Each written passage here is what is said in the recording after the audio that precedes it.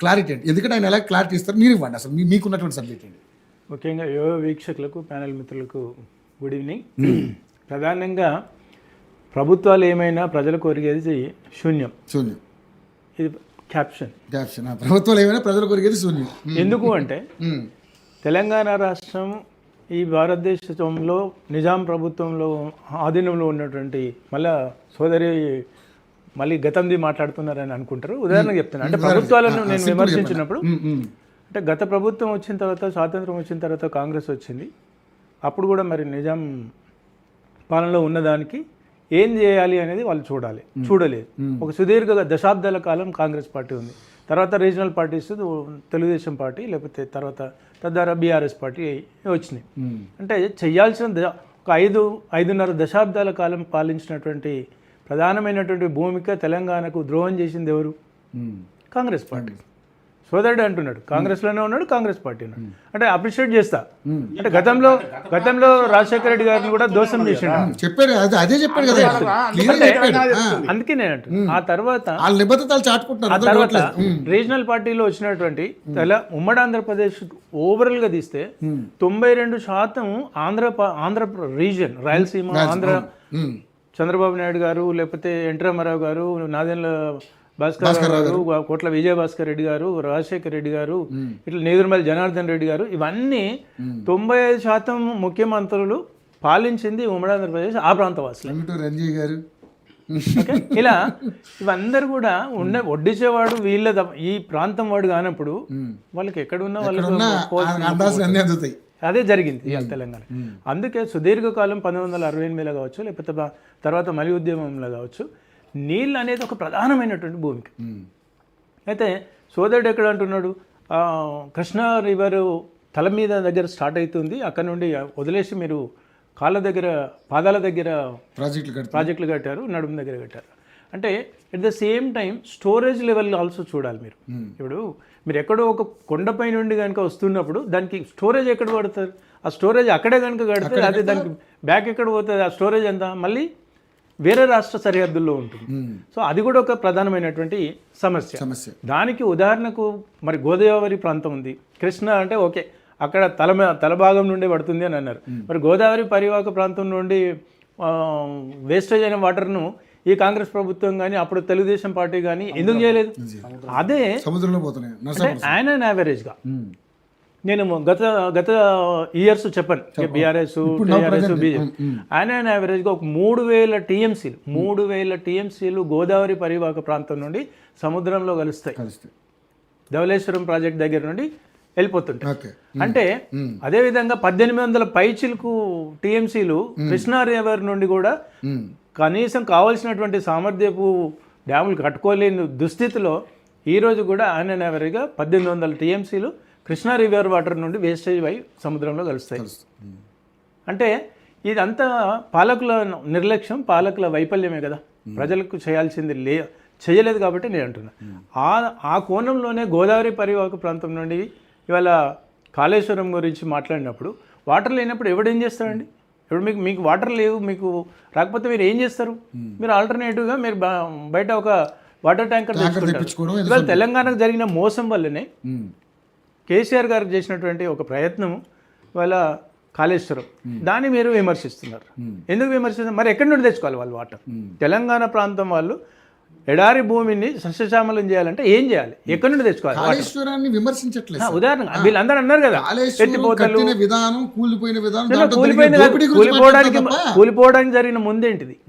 కాళేశ్వరం దీనికి ఒక ఎకరం భూమి ఏంటి సాగుకు పనికిరాదు.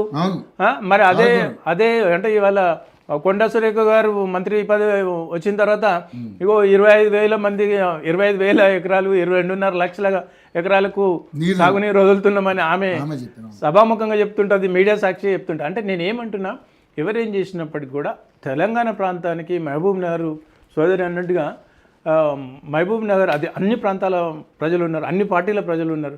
మరి వాళ్లకు నిర్వీర్యం చేసింది ఎవరు? సరే ఏదో ఒక ప్రయత్నం చేశారు. ఎవరు? బీఆర్ఎస్ వాళ్ళు. బీఆర్ఎస్ నిజంగా ఒకటే ఓపెన్ డిబేట్ చేద్దాం. అదే మీరు జడ్చర్లకు వెళ్ళండి, లేకపోతే వనపర్తికి వెళ్ళండి, మహబూబ్ నగర్కి వెళ్ళండి, తెలంగాణ రాష్ట్రం పార్టీకి వదిలేసేయండి. 2014 ఉన్నటువంటి వలసలు, లేకపోతే 2014 ఉన్నటువంటి భూమి విలువ, 2014 ముందు ఉన్నటువంటి కల్టివేట్ ల్యాండ్ ఇవాళ 2024 తర్వాత చూద్దాం. ఉందా మరి? అదే పరిస్థితి ఉందా? ఎక్కడి నుండి వచ్చింది? వేరే రాష్ట్రం వాడు వచ్చి ఇక్కడ వాటర్ ఇవ్వలే. ఈ రాష్ట్రం నుండి వాళ్ళ వనరులు, ఓకే, అది బాధ్యత. వాళ్ళ బీఆర్ఎస్ పార్టీ చేసినామంటే అది వాళ్ళ ప్రాథమిక బాధ్యత. ఎందుకంటే తెలంగాణ ఉద్యమాన్ని ఉపయోగించుకున్న వాళ్ళు ఆ జిల్లాను ఒక గుండెకాయలాగా, ఉద్యమానికి ఒక గుండెకాయలాగా దాన్ని చూపించేసి ఎక్స్పోజ్ చేసారు. ఎస్, అక్కడ నిజమైనటువంటి దోపిడీ జరిగింది, నిజమైనటువంటి వలస కార్మికులు ఉన్నారు, జరిగింది. అంటే నేను ఏం చెప్పదలుచుకున్నా రవి గారు, వాళ్ళ పార్టీలో ఏది వచ్చినా కూడా ఇవాళ జలగం వెంగళరావు గారు నాగార్జున సాగర్ నుండి ఎక్కడ పోతే వాటరు, అంటే నల్గొండ జిల్లా ఉంటుంది. మరి నల్గొండ జిల్లా ఆ రోజుల్లో కూడా ఎడారే కదా, అంటే కొద్దిపాటి మిర్యాలు కూడా లేకపోతే అటువంటి ప్రాంతం కాకుండా మొత్తం నల్గొండకైతే వాటరే లేవు కదా. నల్గొండ జిల్లా హెడ్ క్వార్టర్కి వాటరే లేవు. ఇప్పుడు కేసీఆర్ గారు పార్టీ అధికారంలోకి రాకముందుకు కేసీఆర్ అంటే నేను బీఆర్ఎస్ అనుకుంటారు మీరు. అంటే తెలంగాణ రాష్ట్రం ఆవిర్భావం కాకముందుకు అక్కడ ఉన్నటువంటి ఎంత ఇబ్బంది తాగునీటి కోసం, అంటే అదే ఫ్లోరైడ్ సమస్య. మరి ఆ తర్వాత ఆ ఫ్లోరైడ్ సమస్య ఈ రోజు ఉందా? అంటే ఆ శాతం ఉందా? నేను అది చెప్పదలుచు. అంటే నేనేం చేయాలి? అది తెలంగాణ రాష్ట్రం ఆవిర్భవించిన తర్వాత చేయాల్సిన ప్రాథమిక భూమిక, ఆయన బాధ్యత, కొంతవరకు ప్రయత్నం చేశారు. ఇవాళ దానికి కావాల్సినటువంటి వాటరు, అదేవిధంగా ఆయన దేవేగౌడ గారు కర్ణాటక ముఖ్యమంత్రి, ఆయనకు ఒక పేరు పెట్టేది ఆ రోజుల్లో, frequent flyer to the concern state అని. ఎప్పుడు పోయేటోడు అటు ఢిల్లీలో చక్కగా కూర్చునేటోడు కాదు, ఎప్పుడు కర్ణాటక ఢిల్లీ. అప్పుడు ఆయన ప్రపోజల్ పెట్టినటువంటి 519 మీటర్ల ఎత్తున్నటువంటి ఆల్మట్టి డ్యామ్ను 524.256 ఏదో మెట్రిక్ లైన్స్ ఏవో ఉంటాయి, దానికి 5 అడుగులు పెంచుతామన్నారు. అది మహారాష్ట్ర, కర్ణాటక, నెక్స్ట్ మన ఉమ్మడి ఆంధ్రప్రదేశ్ ఆ పంచాయతీలో, నెక్స్ట్ రిహాబిలిటేషన్ వాళ్ళకు ఏదైతే ముంపు గురవుతున్నారో వాళ్ళ విషయంలో కావచ్చు, ఆ లీగల్ ఇష్యూస్లో అది అట్లాగే పెండింగ్ ఉంది. అదేవిధంగా ఇప్పుడు మీరు అంటున్నారు తెలంగాణకు రాజశేఖర రెడ్డి గారు, సరే ఆయన రాయలసీమ, అప్పుడు కూడా మీకు మనందరికీ తెలుసు అనంతపూరు ఎంతటి ఎడారి ప్రాంతం. ఆయన సత్యసాయిబాబు గారు చేసిన ఒక పుణ్యమో లేకపోతే డబ్బులు ఇవ్వడమో. అంటే ఎందుకు ఇవాళ సత్యసాయిబాబా గారు అనంతపూర్ జిల్లా వెళ్తే వాడు పీల్చుకున్న శ్వాస తాగే నీరును సత్యసాయిబాబు గారిని గుర్తుపెట్టుకుంటారు కదా. అదేవిధంగా మరి ఒక ప్రాంతానికి ముఖ్యమంత్రి అయినటువంటి రాయలసీమ ప్రాంతానికి గొప్ప నాయకుడు అని చెప్పుకున్నటువంటి రాజశేఖర రెడ్డికి ఆ ప్రాంతానికి కనీసం నీరిచ్చే బాధ్యత ఉందా లేదా? ఆ కోణంలో ప్రయత్నంలో చేశాడు. అదేవిధంగా కర్ణాటక రాష్ట్రానికి అగ్గి అంటే బుగ్గి అయిపోయేటువంటి పరిస్థితిలో ఆ రోజుల్లో జయలలిత గారు తమిళనాడు రాష్ట్రంలో ఉన్నప్పుడు, ముఖ్యమంత్రిగా ఉన్నప్పుడు వాటర్తో పెద్ద గొడవలు అయినాయి కర్ణాటక అండ్ తమిళనాడుకు. అంటే కనీసం తాగునీరు ఇవ్వాలి అనేటువంటి ఆలోచనతో జగన్మోహన్ రెడ్డి గారు రిక్వెస్ట్ చేసుకుంటే తాగునీరు కోసం ఇచ్చేసిన దాన్ని వీళ్ళు బదనాం చేశారు. అంటే ఎవరే అని ఇస్తారు కదా, ఆ విధంగా చేసిన దానికి ఆ తర్వాత వాళ్ళు ఎన్ని లక్షల ఎకరాలకు సాగునీరు అంటుకున్నారు, ఎన్ని టీఎంసీల నీరు వాటర్కి తీసుకెళ్ళినారు, అది ఆలోచించకుండా ఒక వాటర్ రిసోర్స్ను వాళ్ళు యూజ్ చేసుకున్నంత మాత్రాన దీన్ని పెద్దగా అపాండం చేసుకోరు. అది ప్రతిపక్ష పార్టీల నైజం ఎవరే చేసినా. ఇప్పుడు అదేవిధంగా బీఆర్ఎస్ ఎట్లయితే చేస్తుందో, వాళ్ళ సోదరుడు లేకపోతే మిత్రుడు, గురువు, ఏదో వాళ్ళ భాష ఏది వాడుకుంటారు. రేవంత్ రెడ్డి గారు కూడా అక్కడ ఉన్నటువంటి ప్రాంతానికి ఏదైనా చిన్న వెసులుబాటు చేసిండు అనుకోండి, ఒక RRR కనెక్టివిటీ లేకపోతే ఆంధ్రప్రదేశ్కి అమరావతికి కనెక్టివిటీ ఉన్నా కూడా, నువ్వు అంత బీజేపీ పార్టీ ఇస్తున్నది, రేవంత్ రెడ్డి గారు కనెక్టివిటీ చేసుకుంటుండు, ఆంధ్రప్రదేశ్కు చాలా సేవ్ చేస్తున్నాడు, ఇక్కడ జగిత్యాలకో కరీంనగర్కో ఈ రోడ్లు లేవు కానీ ఆ రోడ్ చేస్తుండ అని అంటారు. అంటే ఎక్కడో ఒక రోడ్ చేస్తారు, ఒక కనెక్టివిటీ ఉంటుంది, దానికి ఇంటర్స్టేట్ కనెక్టివిటీ ఉన్నప్పుడు ప్రతిదాన్ని మనం అబాండం చేయలేము. అటు ఎవరు రేవంత్ రెడ్డి గారే కావచ్చు, లేకపోతే వీళ్ళు కావచ్చు. అదేవిధంగా సోదరుడు ఇప్పుడు మాట్లాడుతూ అంటున్నాడు, అది మహాబలేశ్వరం కాదు, గోదావరి పుట్టేది త్రయంబకేశ్వరంలో. అదే మీరు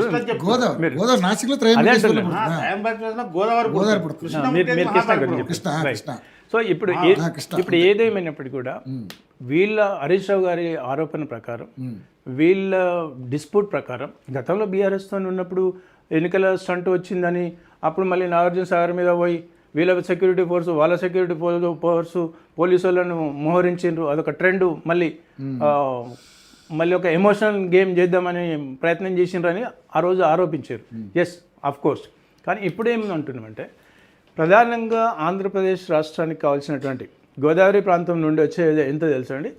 516 టీఎంసీల వాటర్ రావాలి. అదే తెలంగాణకు 968 టీఎంసీలు రావాలి. ఇది ఎక్కడ యూటిలైజ్ చేస్తలేదు. ఈ ఇద్దరి మధ్యన డిస్ప్యూట్ ఏంది?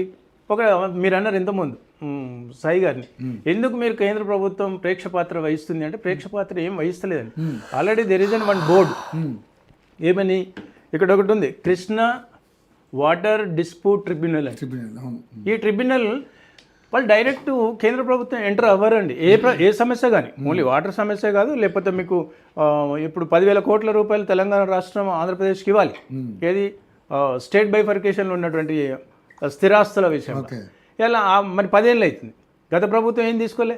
గత బీఆర్ఎస్ అధికారంలో ఉన్నప్పుడు ఒక 5 years ఆయన ఉన్నాడు, చంద్రబాబు నాయుడు గారు ఉన్నాడు, ఆయన ఏమి సెటిల్ కాలేదు. తర్వాత మరి మిత్రుడు అని అనుకుంటున్నటువంటి జగన్ గారు ఉన్నారు. మరి అక్కడ ఆ సమస్య అట్లనే ఉంది. మరి అదెందుకో కాలేదు. అంటే సుమారుగా 20,000 కోట్లు స్థిరాస్తుల పంపకం జరగాలి స్టేట్ బైఫర్కేషన్, మరి జరగలేదు. అంటే కొన్ని విషయాలు జరిగినప్పుడు ఇప్పుడు ప్రతి విషయాన్ని మీరెందుకు ఇప్పిస్తలేరు అని బీజేపీ పార్టీని అంటారు.